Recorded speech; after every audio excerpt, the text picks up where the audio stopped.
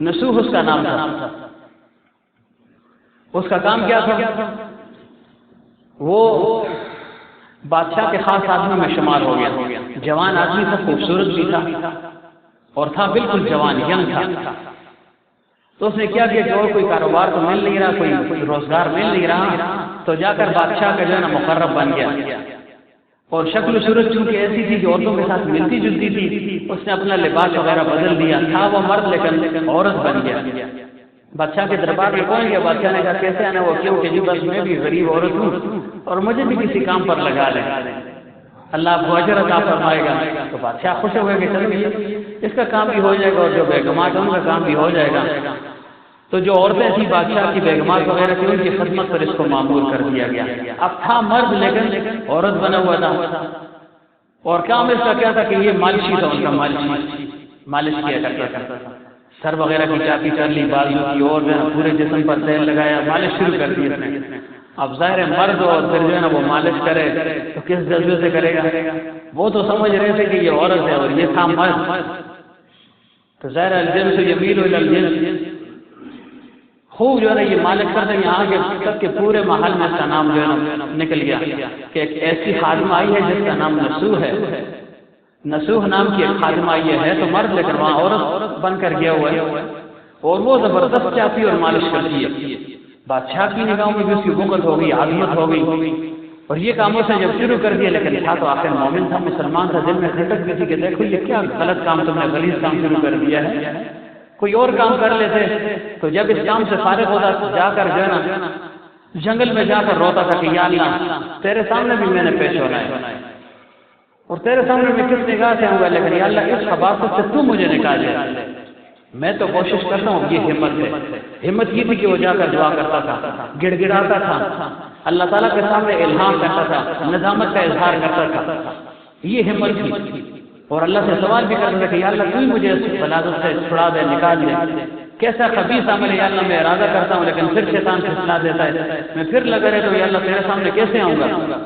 کیا منہ لے کر آؤں گا۔ ابھی دعا کرتے ایسا ساتھ روتا بھی رہتا، پھر جب وقت ختم ہوتا پھر جا کر وہی کام شروع کر دیتا۔ ایسے جو ہے نا اس کا یہ معمول رہا۔ ایک دن یہ گیا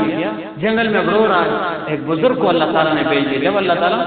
کسی کی طرف متوجہ ہو جاتے اس کو اپنی طرف جذب کرتے تو پھر اسباب کو متحرک کر دیتے ہیں، کیونکہ وہ تہ دل سے نادم تھا کہ میں غلط کام کر رہا ہوں، لیکن نفس اور شیطان نے غلبہ پا لیا تھا۔ تو اللہ تعالیٰ نے کیا اسباب پیدا فرما دی، ایک مرد غیبی ایک انسان چلا گیا، سفید کپڑوں میں ملبوس ایک بزرگ جو ہے سامنے آئے اور پوچھا نسوح سے، بیٹا اے جوان کیا بات ہے، کیوں پریشان ہو؟ اسے کہا حضرت کیا کہوں، ایسی مصیبت میں مبتلا ہوں کہ کہنے کے قابل نہیں ہے اور بیان کرنے کے قابل نہیں ہے، انسان شرم سے پانی ہو جاتا ہے۔ فرمایا کیا ہوا؟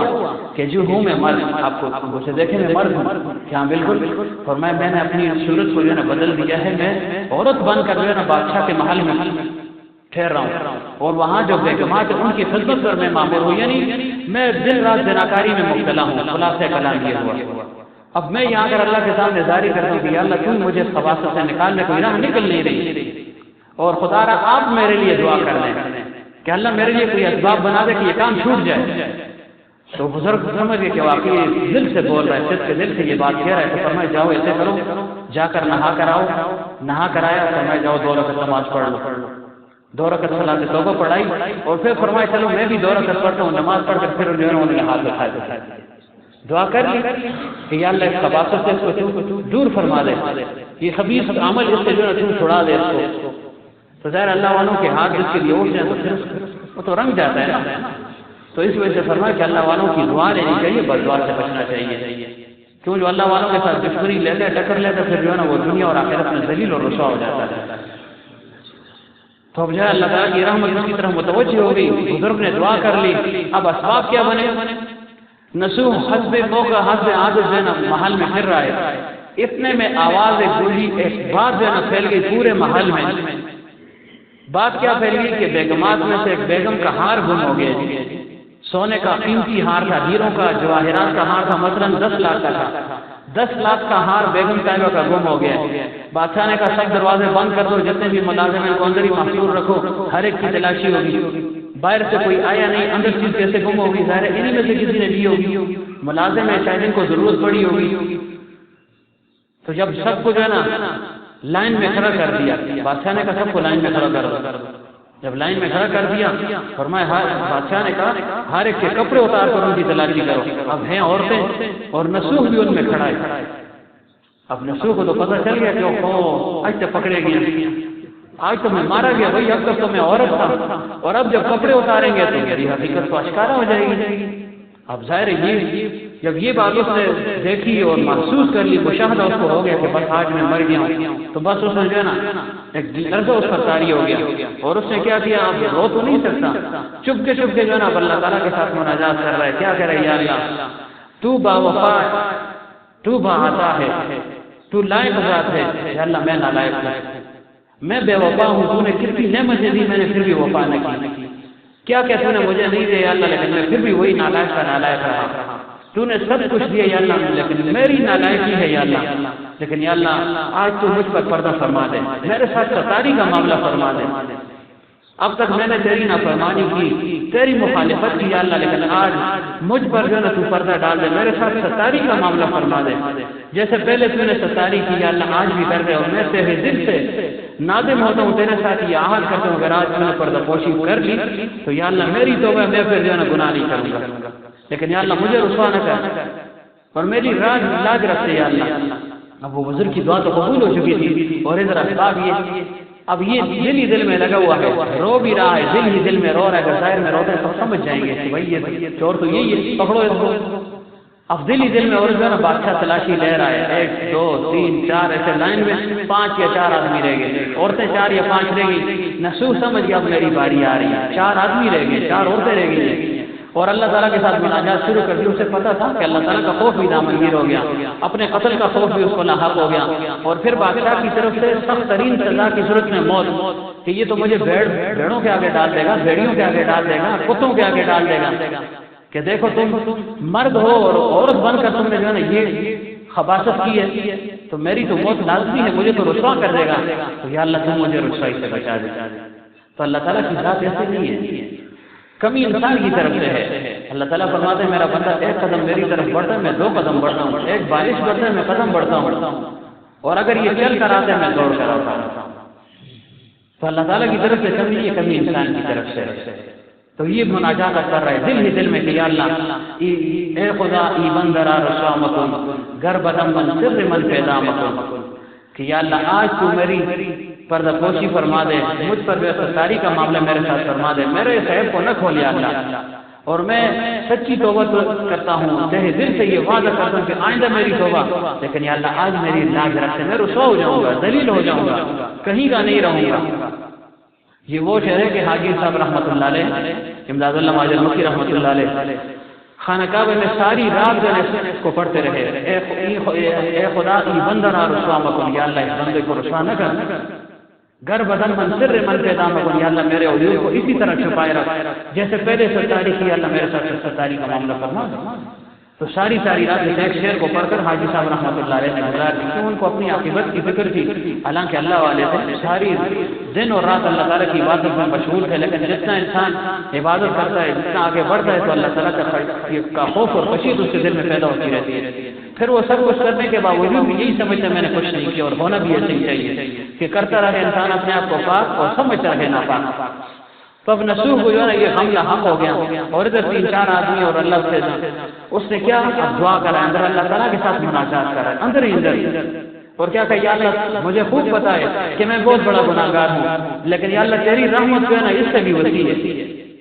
تیری رحمت اس سے بھی وسیع ہے یا اللہ،